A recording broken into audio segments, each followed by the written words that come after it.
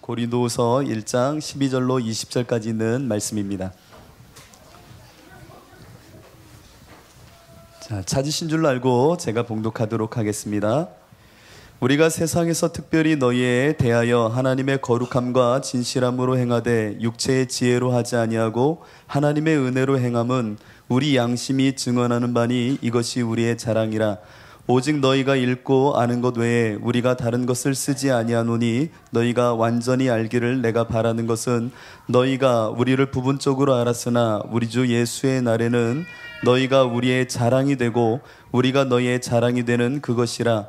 내가 이 확신을 가지고 너희로 2번 은혜를 얻게 하기 위하여 먼저 너희에게 이르렀다가 너희를 지나 마게도냐로 갔다가 다시 마게도냐에서 너희에게 가서 너희의 도움으로 유대로 가기를 계획하였으니 이렇게 계획할 때에 어찌 경솔히 하였으리요. 혹 계획하기를 육체를 따라 계획하여 예 하면서 아니라 하는 일이 내게 있겠느냐. 하나님은 미쁘시니라. 우리가 너희에게 한 말은 예하고 아니라함이 없노라. 우리 곧 나와 실로아노와 디모데로 말미암아 너희 가운데 전파된 하나님의 아들 예수 그리스도는 예하고 아니라함이 되지 아니하셨으니 그에게는 예만 되었느니라.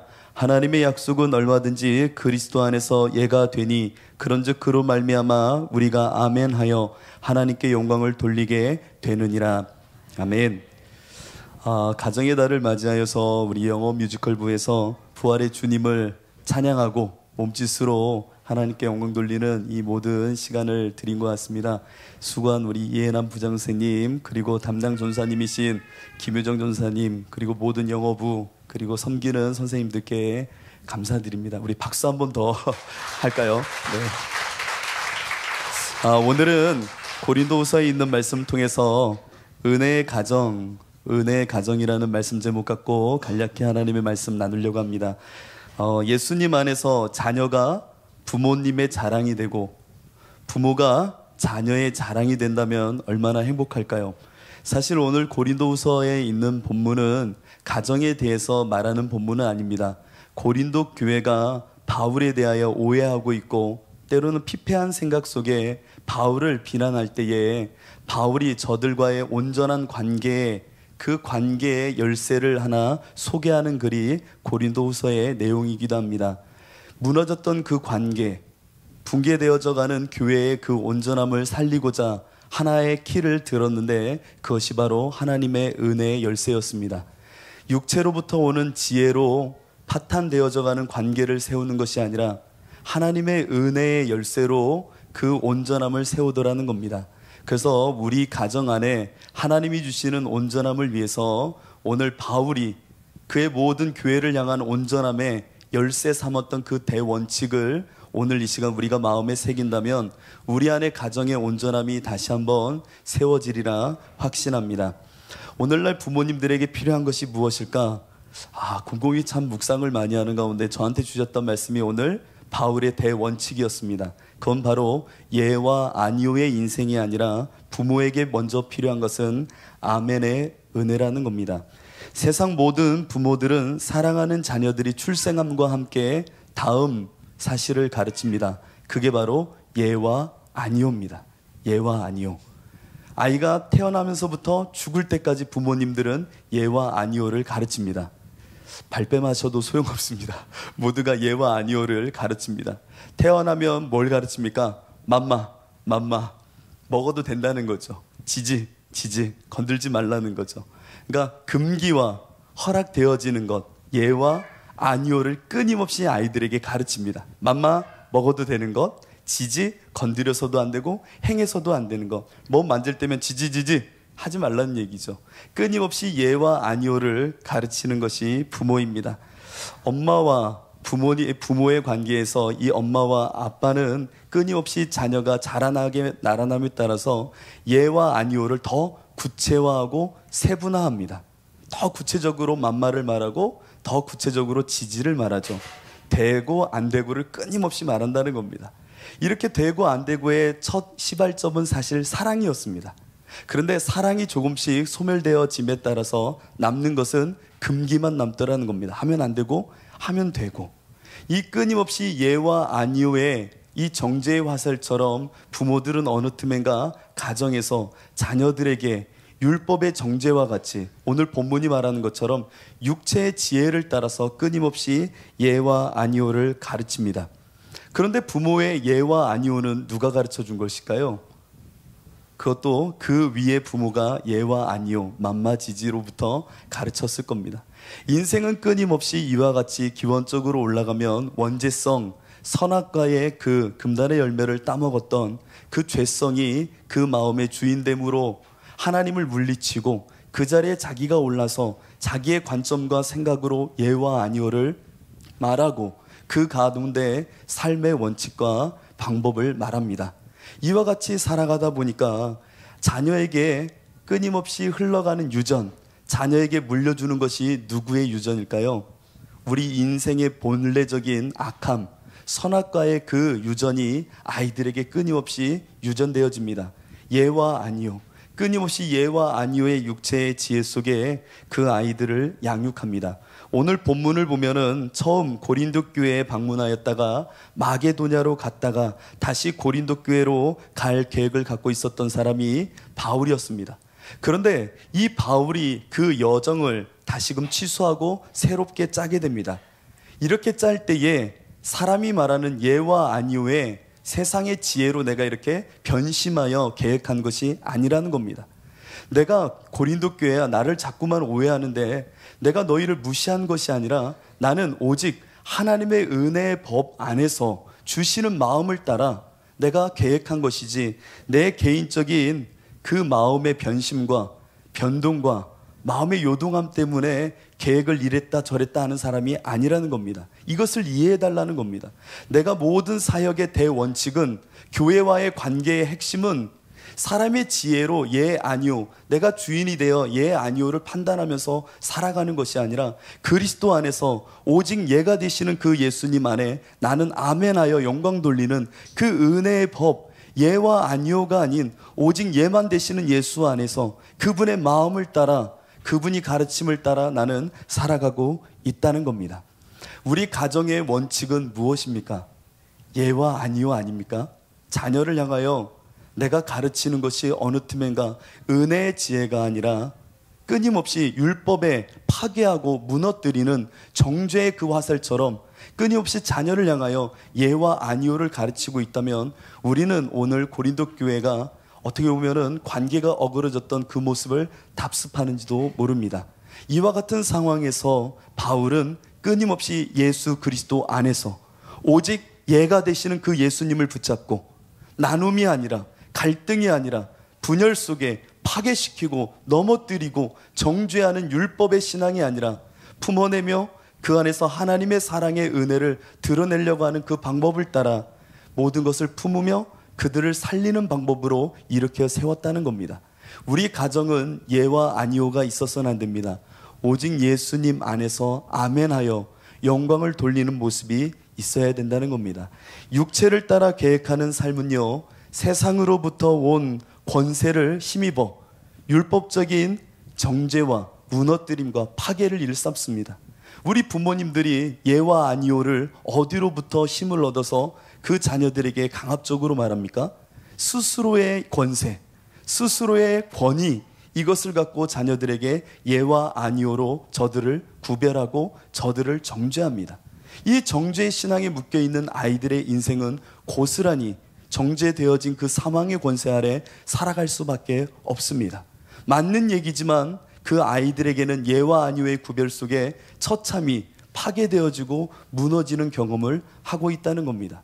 그래서 사도 바울과 같이 우리는 은혜를 따르는 삶, 예하고 아니라함이 되지 않는 오직 예만 되시는 예수님 안에서 그분이 주시는 성령의 가르침과 하나님의 말씀하심을 따라 자녀들을 양육하고 그들을 은혜 안으로 초대해야 된다는 겁니다. 우리의 모습을 한번 다시금 살펴볼 것입니다. 내가 온 것은 세상을 심판하려 하지 아니요 세상을 구원하려 함이로다. 예수님께서는 심판하러 온 것, 정죄하러 오신 분이 아닙니다. 예와 아니오를 나누려고 오신 것이 아니라 내 안에서 모든 일을 완성하며 생명을 주러 오신 분이 우리 예수님이셨다는 겁니다. 그렇기에 우리들의 교훈은 자녀들을 향하여 노엽게 하고 그들로 하여금 상처 입게 하는 교훈을 멈춰야 됩니다. 그래서 에베소서는 이렇게 기록하죠. 또 아비들아 너희 자녀를 노엽게 하지 말고 오직 주의 교훈과 훈계로 양육하라. 저들 예와 아니오로 자꾸만 정죄하고 그들을 무시하지 말고 파괴하지 말고 너의 그 중심되어지는 가치로 아이들을 정죄하지 말고 제발 하나님의 말씀과 그분의 마음의 사랑으로 그들을 양육하고 훈육하라는 겁니다. 부모들은 끊임없이 자녀들을 지혜롭게 키운다는 명목하에 자신의 가치관과 자신의 예 아니오의 기준을 물려주려고 합니다. 이것이 어떤 가정에는 쓴뿌리와 같이 정말 되물림되어지는 악습이기도 합니다. 부모가 갖고 있던 예 아니오의 가치관, 하나님으로부터 온 것이 아닌 부모가 갖고 있는 맘마와 지지의 이 금기와 수용의 가치를 끊임없이 정죄의 화살로 아이들에게 되물림하는 그 가정의 고리는 오직 예수의 이름으로 끊어져야 될 줄로 믿습니다. 제가 저희 아이와 가위바위보를 짜면서 저는 충격을 한번 받았던 적이 있습니다. 저희 4살짜리 아이와 가위바위보를 짜는데 제가 가르쳐줬어요. 주먹을 내고 네가 가위를 내면 아빠가 이긴 거야. 그렇게 하고 나서 한 달 정도 지났을 때 일입니다. 가위바위보 했는데 이 녀석하고 저랑 같이 보를 낸 겁니다. 제가 비겼다 그랬더니 저희 아이가 아니야 같이 이겼어 그러는 거예요. 저는요 정죄하듯이 나는 이기고 누군 지고 그냥 비긴 거지 생각했는데 이 아이의 마음에는 같이 이긴 거예요. 같이 이긴 거.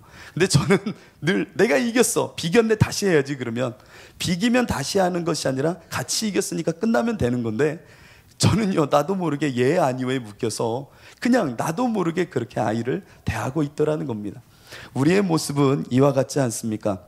저 하나님의 그 방법 안에서 하나님의 것을 은혜의 사랑을 드러내기보단 예 아니오의 정죄를 끊임없이 매달려 있는 인생, 그 가정은 아마도 온전한 듯 보이지만 사랑의 풍요는 없을 겁니다. 그래서 엄마와 선생님의 공통점이 뭐죠? 맞는 얘기를 기분 나쁘게 한다는 거. 맞는 얘기인데 기분 나쁘다는 거죠. 예와 아니오가 뭐 맞는 듯한데 기분은 나쁜 거예요. 이게 들어서 이게 나를 움직이는 역동이 있는 것이 아니라 왠지 모르게 들으면 들을수록 기분이 나쁘다는 겁니다. 자녀들은요 이 땅에서 살아갈 때에 부모를 향하여 다음의 마음을 다시 한번 기억해야 됩니다. 그것은 자녀들은 부모를 향해서 아멘의 순종을 배워야 됩니다. 자녀들이 아멘의 순종을 배운다 할 때에 우리들은 이 율법의 정죄 속에 엄마 아빠는 옆집 엄마 아빠보다 못하잖아. 뭐 돈도 없잖아. 넌 왜 이렇게 영어를 못해? 막 이렇게 아빠가 어떤 아이를 혼냈대죠. 너는 왜 그 나이 때에 누구보다 영어를 못하냐? 누군 이렇게 하고 저건 저렇고 네 나이 때 누구는 이렇게 했대더라 하니까 이 아이가 아빠한테 그랬대죠. 아빠는 왜 그 나이에 그러세요? 아빠 나이에 누구는 대통령이던데? 막 그러면서 막 또 정죄하고 그러니까 이게 뭐 싸움이 되는 거죠. 이게 뭐 하자는 건지. 심지어 너는 그 에디슨을 향해서 엄마가 그랬대잖아. 야 에디슨 봐라 저렇게 열심히 정말 노력하고 탐구하니까 저렇게 근사한 과학자가 됐지. 그랬더니 아이가 그랬대잖아요. 에디슨 나도 그렇게 할 수 있어요 하면서 막 매일 에디슨처럼 달걀 품고 했더니 엄마가 야 네가 에디슨처럼 될 것 같아? 하고 막 뭐라고 했다는 거 아닙니까? 그러니까 이 아이가 에디슨처럼 나도 되고 싶어요 하면서 또 알을 품고 있었다는 겁니다. 그러자 엄마가 야 넌 에디슨처럼 안 돼도 돼 그냥 말이나 잘 들어 그러면서 막 비난을 하니까 아이가 이랬대죠. 에디슨은요 영어라도 잘했죠. 난 영어 못하니까 이거라도 해야 돼 하면서 이렇게 또 품고 있더라는 겁니다. 끊임없이 우리는 누구와 누구를 비교하는 그 삶 속에 아이의 인생은 누구보다 못하고 누구보다 영어를 잘하고 해 이 정죄의 화살로 자신의 인생을 망가뜨리는 것과 마찬가지로 부모를 향하여서도 자녀들은 끊임없이 예 아니오의 비교와 정죄의 언어로 파괴하고 있더라는 겁니다. 정작 우리 아이들은 정말 이 땅에 살면서 그 엄마 아빠로부터 주는 하나님의 은혜를 공급받아야 됩니다. 왜냐? 비유가 실제가 되고 하나님 아버지의 마음을 알고자 원한다면 가장 먼저 회복되어야 되는 것이 부모와 자식의 온전함입니다. 부모와 자식의 실제적인 온전함이 있어야 아버지의 마음, 그 탕자의 비유라 하는 아버지의 마음을 이 실제적인 삶의 경험 속에 아비의 마음을 깨달을 수 있기 때문입니다.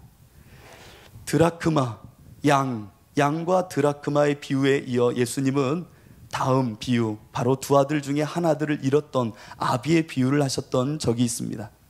양에서 드라크마에서 아들의 비유를 하셨던 예수님의 심정을 한번 생각해 보십시오. 그 심정을 이해한다면 우리는 자녀를 향하여 정죄하거나 자녀 또한 부모를 향하여 정죄할 수 없음을 깨닫게 됩니다. 왜냐하면 이 양의 비유를 해도 듣지 못하니 드라크마의 비유를 하셨던 분이 예수님입니다. 소유가치로 아버지의 심정을 말하였지만 저들은 소유를 통하여 아버지의 마음을 모르는 겁니다. 그래서 두 아들 중에 한 아들을 잃은 아비의 마음을 말하였을 때에 그 뭇 사람들은 아비의 마음이라는 것이, 하나님의 마음이라는 것이 바로 이와 같지라는 것을 두 번째 아들을 잃었던 아버지의 그 마음속에 깨닫게 됩니다. 그런데 오늘날 이 시대는 아버지의 그 마음을 어디서 확인할 수 있을까요? 부모가 자식을 죽이고 자식이 부모를 죽이며 정죄하는 이 땅에서 어디에서 하나님의 실제적인 마음을 비유 삼아 확인할 수 있을까요? 우리 가정의 온전함은 아버지 하나님의 그 비유가 실제가 되고자 하는 그 권세와 능력을 위해서라도 회복되어져야 되는 겁니다. 자녀들은 그래서 아멘의 신앙을 배워야 됩니다. 아멘의 신앙을 배울 때에 다음의 말씀이 그들에게는 실제적인 능력이 될 것입니다. 내 아버지와 어머니를 공경하라. 이것은 약속 있는 첫 계명이니 이로써 내가 잘되고 땅에서 장수하리라. 율법의 지혜로 이 말씀을 대하는 이라면 다음과 같이 이 말씀을 생각할 것입니다. 약속 있는 첫 계명? 그래, 내가 이 땅에서 장수하고 잘되기 위해서 부모님께 효도해야겠구나. 이것이 율법이 가르쳐주는 예와 아니오의 지혜입니다. 그러나 은혜의 지혜는, 하나님의 사랑의 지혜는 이렇게 발동하는 것이 아닙니다.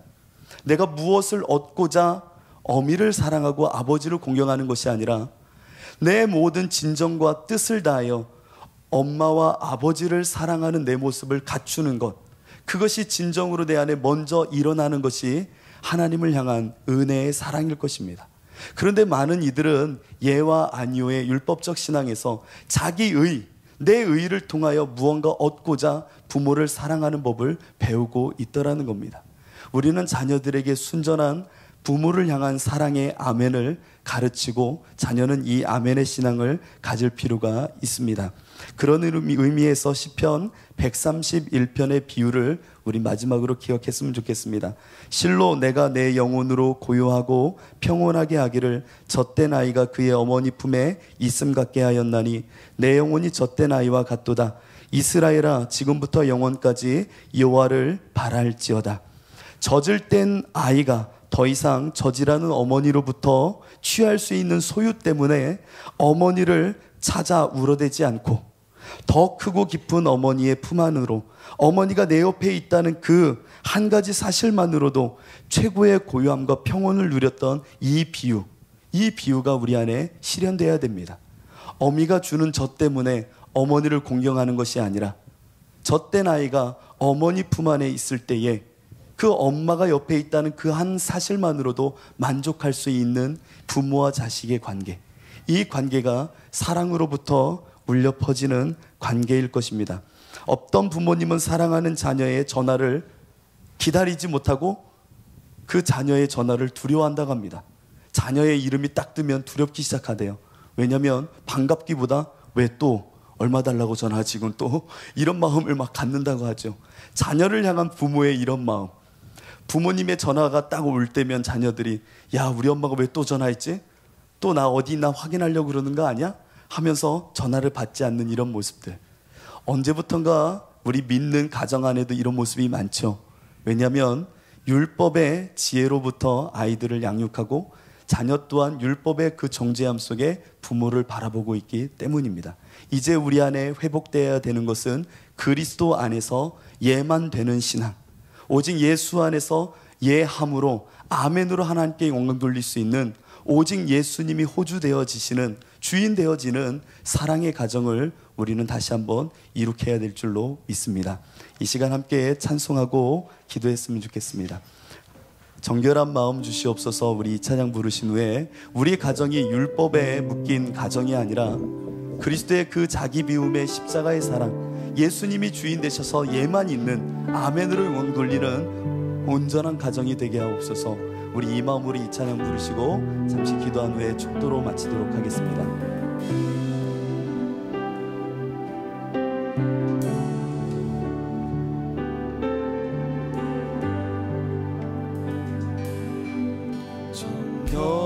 정결한 마음 주시옵소서. 오 주님, 오 주님, 정직한 영을 새롭게 하소서. 정직한 영을 새롭게 하소서. 정결한 마음 주시옵소서. 정결한 마음 주시옵소서. 오 주님, 정직한 영을 새롭게 하소서. 정직한 영을 새롭게 하소서. 나를 주님 앞에서, 나를 주님 앞에서 멀리하지 마시고 주의 성령을, 주의 성령을 거두지 마옵소서. 그 구원의 기쁨, 그 구원의 기쁨 다시 회복시키시고 변치 않는 마음, 변치 않는 마음 내 안에 주소서. 이 시간에 기도할 때 하나님, 우리 가정이 은혜의 가정이 되게 하옵소서. 율법의 정죄함으로 예와 아니오가 넘쳐나는 가정이 아니라 오직 그리스도 안에서 오직 예만 있어 아멘으로 하나님께 영광 돌리는 은혜의 가정이 되게 해달라고 이 시간 함께 기도하도록 하겠습니다. 아바 아버지 하나님, 온전히 주님의 은혜만을 구합니다.